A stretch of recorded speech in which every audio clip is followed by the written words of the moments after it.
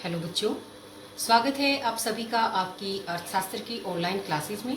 तो चलिए इसी के साथ अपनी आज की क्लास शुरू करते हैं। आज हम पढ़ेंगे कक्षा 11 का चैप्टर 11 विक्षेपण के माप। इसके अंतर्गत हमने अभी तक क्वार्टाइल डेविएशन को और परास रेंज को हमने पढ़ा। आज हम माध्य विचलन को पढ़ेंगे। किसे पढ़ेंगे हम? माध्य विचलन यानी कि मीन डेविएशन, जिसे हम MD से शो करते हैं। माध्य मीन विचलन डेविएशन, तो MD इस तरह से हम इसे लिखते हैं। तो माध्य विचलन की सबसे पहले हमें परिभाषा का पता होना चाहिए। किसे कहते हैं माध्य विचलन? तो एक श्रृंखला के किसी औसत मूल्य, अब देखिए यहाँ पर ध्यान से देखिए, आपको परिभाषा याद हो जाएगी बिल्कुल। एक श्रृंखला का कोई औसत मूल्य, अब ये औसत मूल्य कोई एक नहीं होता। हमने पढ़ा, जो अपने केंद्रीय प्रवृत्ति का हमारा पाठ था उसके अंदर हमने पढ़ा कि औसत मूल्य माध्य भी है, मध्यिका भी है और बहुलक भी है। ये तीनों हमारे एक तरह के औसत हैं, केंद्रीय प्रवृत्ति के माप हैं हमारे। तो एक श्रृंखला का कोई भी किसी भी औसत मूल्य, चाहे हम मध्यिका, हमारी मर्जी है, या फिर हमें जो गिवन होगा, भाई मध्यिका दे रखी है तो हम मध्यिका से लेंगे, माध्य दे रखा है तो माध्य से, और बहुलक दे रखा है तो बहुलक से। तो किसी कोई एक श्रृंखला, उस श्रृंखला के औसत मूल्य कोई भी हो सकता है, माध्य, मध्यिका या बहुलक से लिए गए विचलन। तो जो भी हम लेंगे, माध्य लेंगे तो माध्य से, मध्यिका लेंगे तो मध्यिका से, बहुलक लेंगे तो बहुलक से विचलन निकालेंगे। विचलन अब क्या होते हैं? विचलन यानी कि डेविएशन, यानी कि हम उसमें से इस माध्य को उनमें से जो हमारी मध्य दे रखी है उनमें से घटाएंगे। विचलन का अर्थ होता है घटाना, डेविएशन, उनसे अंतर लेंगे हम। तो एक श्रृंखला का कोई भी औसत मूल्य, हमारी मर्जी है या फिर जो दिया हुआ है हमें वही लेना होगा। तो श्रृंखला के इनमें से किसी भी औसत मूल्य से हम पहले अंतर निकालेंगे, विचलन निकालेंगे, और फिर जो अंतर आएगा उस अंतर को जोड़ के फिर उसका हम समानांतर माध्य निकालेंगे। तो माध्य हम सभी को पता है कैसे निकालते हैं, उनको जोड़ेंगे और फिर उनकी जो कुल संख्या होती है उससे हम भाग देंगे। तो उसे हम क्या कहते हैं? माध्य विचलन कहते हैं। देखिए फिर से देखिए एक बार, कोई श्रृंखला है, उस श्रृंखला का कोई भी औसत मूल्य, इन तीनों में से कोई भी एक, उससे हम अंतर निकालेंगे। जो हमारा x या मध्य दे रखी है उन सभी के अंतर निकालेंगे। फिर जो अंतर आए उन अंतरों का हम जोड़ करेंगे और उस जोड़ को हम मदों की कुल संख्या से भाग देकर माध्य निकाल देंगे। तो उसे हम माध्य विचलन कहेंगे। अब एक बात और भी है, हमने इसे माध्य विचलन क्यों कहा? क्योंकि ये जो विचलन थे ये हमने किसी माध्य से लिए हैं। ये हमारे माध्य ही तो हैं, मध्यिका, बहुलक, माध्य, ये सभी एक प्रकार के औसत मूल्य हैं, एक प्रकार के हमारे माध्य हैं। तो हमने क्योंकि माध्यों से किसी भी एक माध्य से विचलन लिया है, अंतर लिया है, इसीलिए हम इसे माध्य विचलन कहते हैं। तो अब यहाँ पर मैंने माध्य विचलन के कुछ स्टेप्स लिखे हैं। तो सबसे पहला स्टेप है, सबसे पहले माध्य, मध्यिका या बहुलक को निकालेंगे। यानी कि जो भी हमें कह रखा है, माध्य कह रखा है तो माध्य, मध्यिका कह बोल रखा है तो मध्यिका, या बहुलक है तो बहुलक, जो भी हमें बोल रखा है सबसे पहले हम इनकी गणना करेंगे। या तो हमें माध्य दे रखा है तो हम सबसे पहले माध्य को निकाल लेंगे। दूसरे नंबर पर हम क्या करेंगे? माध्य, मध्यिका या बहुलक से विचलन निकालेंगे। फिर जो हमने निकाला है माध्य, उससे हम अंतर निकालेंगे, विचलन निकालेंगे। अभी हम करके देखेंगे तो आपको बिल्कुल अच्छे से समझ में आएगा।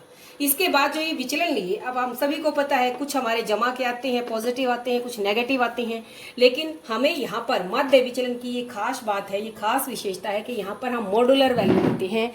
यहाँ पर हम जो हमारा माध्य होता है उस माध्य के दोनों तरफ इस तरह के दो डंडे लगाते हैं, जिसका मतलब है कि हमने जो मॉड्यूलर वैल्यू यानी कि जो जमा का या कोई घटा का है तो उसकी तरफ हमें ध्यान नहीं देना। यहाँ हमारे सभी मूल्य, सभी विचलन धनात्मक माने जाएंगे, जमा के माने जाएंगे। ठीक है।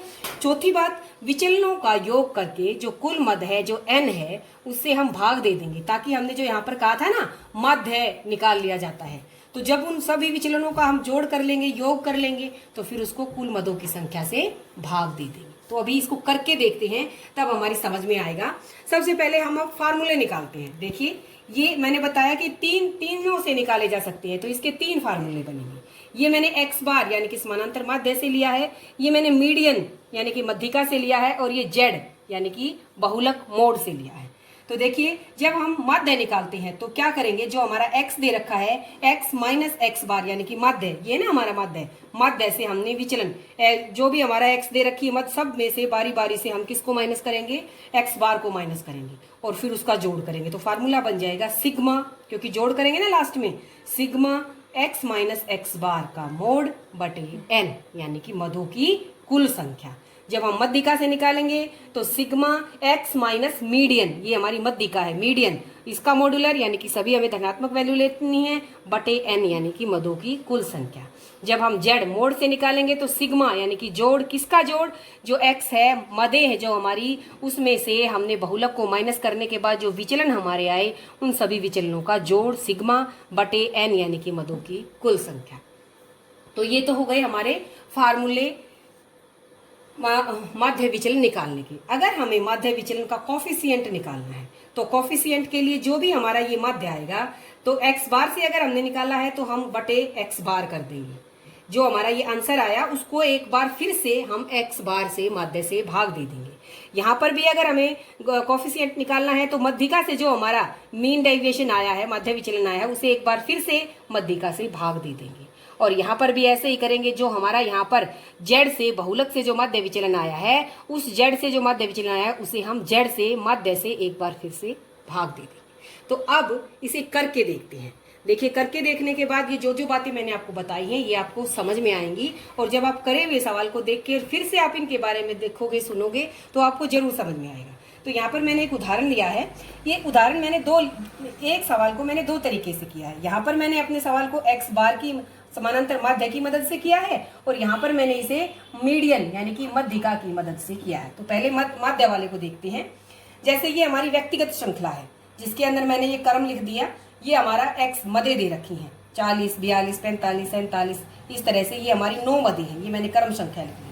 तो आप सबको याद होना चाहिए कि सबसे पहले जब हमने केंद्रीय प्रवृत्ति के माप पढ़े थे तो वहां पर माध्य निकालने का फार्मूला था सिग्मा एक्स बटे एन। तो ये एक्स था, हमने इसका सिग्मा एक्स निकाल लिया। ये सिग्मा एक्स यानी कि इन सब का टोटल कर लिया। कितना आ गया हमारा 441। ये मैंने इन सब को जोड़ा है, उस सब का जोड़ होता है हमारा सिग्मा एक्स। अब n कितना है हमारा, n यहाँ पर हमारा 9, ये साफ दिख रहा है कि ये 9 मदे हैं। तो सिग्मा x बटे n करने से सिग्मा x हमारा 441 बटे n 9 करने से ये हमारा 49 क्या आ गया, x बार आ गया, माध्य आ गया। अब जो पहला स्टेप था कि सबसे पहले माध्य निकालना है या मध्यिका बहुलक निकालना है, तो वो पहला स्टेप हमने कर लिया, माध्य निकाल लिया। अब क्या निकालेंगे, अब दूसरा स्टेप करेंगे कि माध्य से हम विचलन निकालेंगे। तो दूसरा स्टेप क्या है हमारा, माध्य से मध्यिका या बहुलक से विचलन निकाले। तो विचलन देखकर कैसे निकालते हैं, यहाँ लिखा मैंने x माइनस एक्स बार, ये हमारे x है, माइनस एक्स बार जो कि हमारा समानांतर माध्य है।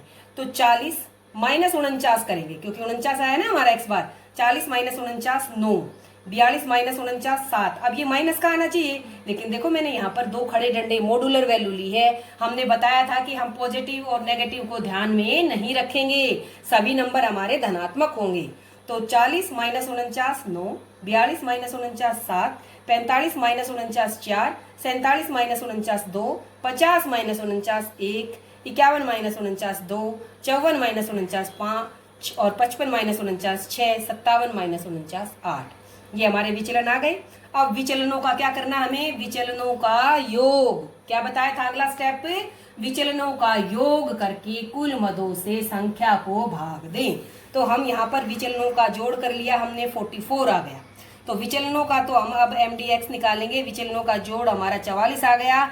n मदों की संख्या हमारी 9 थी, तो 44 को हम 9 से भाग देंगे। भाग देने के बाद हमारा आंसर आएगा 4.89। ये हमारा क्या है, मीन डेविएशन फ्रॉम मीन, हमारा मीन डेविएशन है समानांतर माध्य से, माध्य विचलन समानांतर माध्य से कितना आ गया 4.89। 44 को 9 से भाग देने पर ये आया।